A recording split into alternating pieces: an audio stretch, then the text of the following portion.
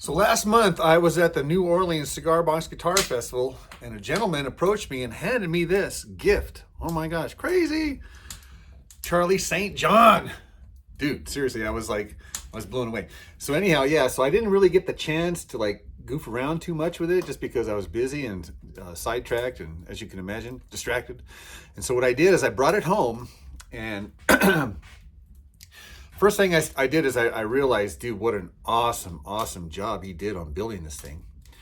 And then what I proceeded to do was to, I don't want to say completely reverse engineer it, but I did want to kind of customize it and make it personal, kind of like, kind of add my touch to it. And it wasn't because it was done wrong. It's just that I have like a certain style of playing style. And so I need the strings to be a certain height and, you know, intonation, all the different stuff. And so I proceeded to take it apart to personalize it and just be curious to see how he built this thing. Because dude, this seriously, this is an awesome instrument. So the very first thing I did, and sorry Charlie, no, the very first thing I did was I cut off the top. He had like this little headstock thing, which is kind of cool, but I wanted to make it, you know, more Puckett-esque, I guess. And so I cut that off. I still need to file it and sand it smooth. I'm going to hang on to this because I'm going to turn this into like a future saddle or something to that effect, because that wood is just amazingly beautiful. The second thing I did was I put these dots here with my soldering iron, just so I could have a little more contrast, because like if I don't have my reading glasses on, I am blind. And for me, it just helps to see from here, you know, these big dots. You know, there are dots on there, but they're just a little more difficult for me to see from far away. So I did solder burns there. One thing to note here, look at how they did these offset. Charlie did a bang up job here on those inlays. Yeah, so great job, man, great job. And I also know he did a good job here because all of these corners here have all 3 screws, 1, 2, 3. And that's how you know you're not cutting corners when you add all the screws there. So I did string it up with the Steve Arvey strings, and I got the string spacing to be my preferred string spacing, which is about 1/2 inch in between the strings. And I wasn't sure if I was going to need to put my nail on here, but the scarf joint is giving me enough downward pressure so I don't have to worry about that. I did have to re-intonate it, and because this guy had to go so far back, I had to remove some of this spring wire from this little guy right here. The reason being is because with all of this metal in there, I couldn't squeeze it enough to get this little guy to come back far enough to get it to intonate. Volume and tone. Now, these guys are interesting. I'm going to let you hear this here in just a little bit. Obviously, when it's here, it's going to be the single coil, and when it's here, there's a humbucker underneath here. I want you guys to see this here real quick. I thought this was cool.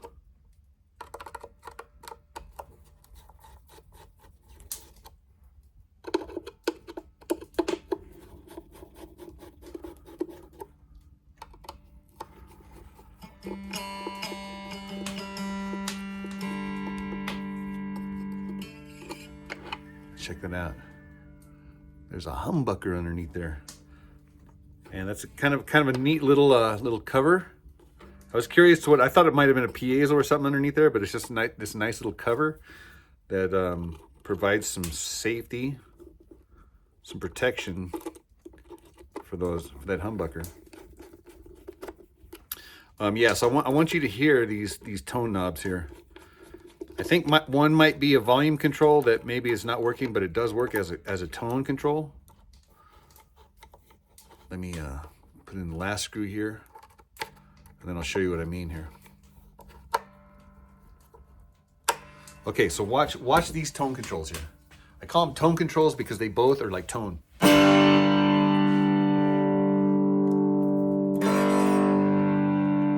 you can hear the treble and the bass. So I'll put this in the middle and listen to this guy.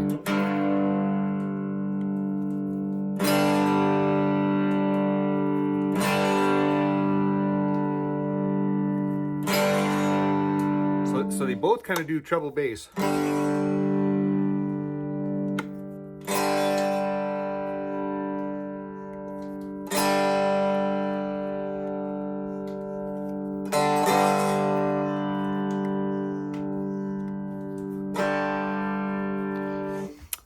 Okay, so now I want to show you a cool tuning trick.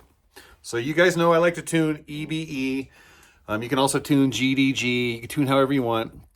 But when it's a 1-5-1 configuration, 1-5-1, then you can hit the harmonic on the top string at the 7th fret, and then the harmonic on the middle string at the 12th fret.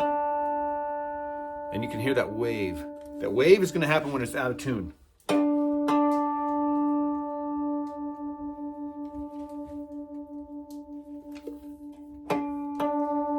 So you tune that wave out.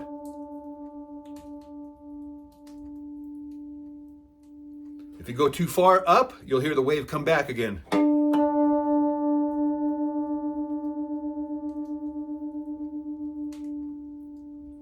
So a trick is you want to go down on the string that you're tuning, you want to go down underneath it and then come up, increase your tension as you come up to pitch. So I'll go down.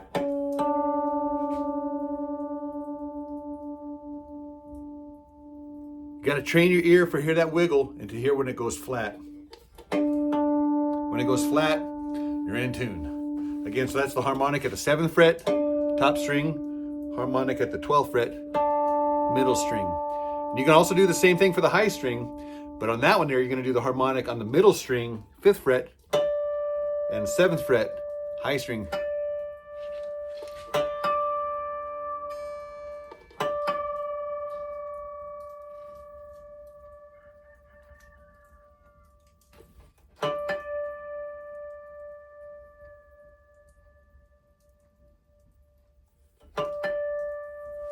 You double check.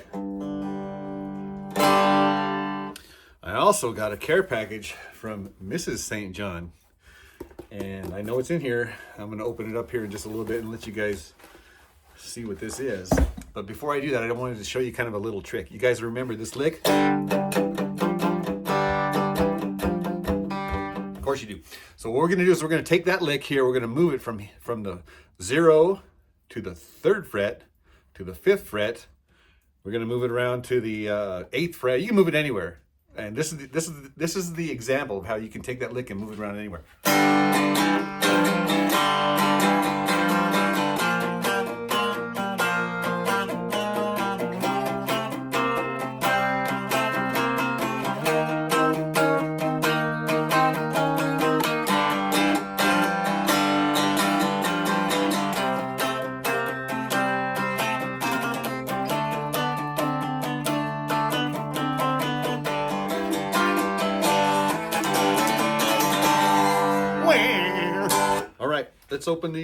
Let's open up the care package. What do you guys think it is?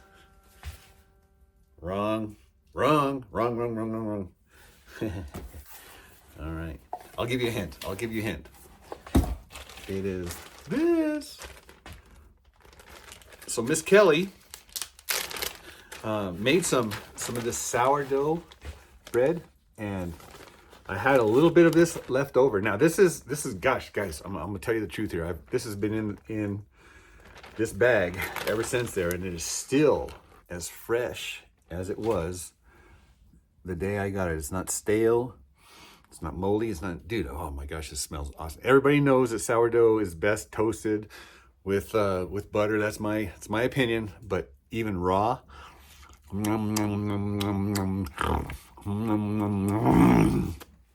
Delicious. Anyhow, I asked her for a starter, and I'm pretty sure that's you guys know what a starter is?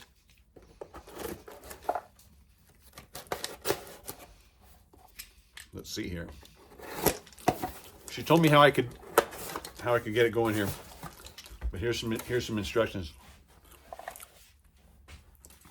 Here's your daughter's dehydrated starter. She'll have to get online to see how much water to use.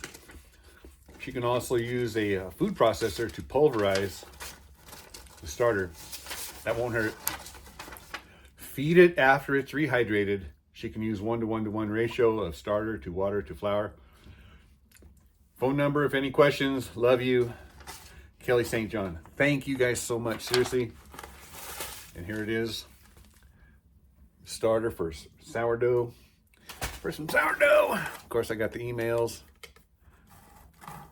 Charlie St. John, builder, owner of Charlie Cigar Box Guitars, personal handmade instruments. I'll put his link in the video description. Guys, seriously, I wouldn't be doing what I'm doing if I didn't enjoy it. I do recommend trying your hand at building cigar box guitars. So fun, so rewarding. You learn so much. It's worthwhile. It's therapy. It's therapy. All right, guys, that's it for this video. Thank you guys for the gifts, the wonderful gifts. I appreciate you deeply. Seriously, seriously, seriously. All right, take care, guys. God bless. We'll see you in the next video.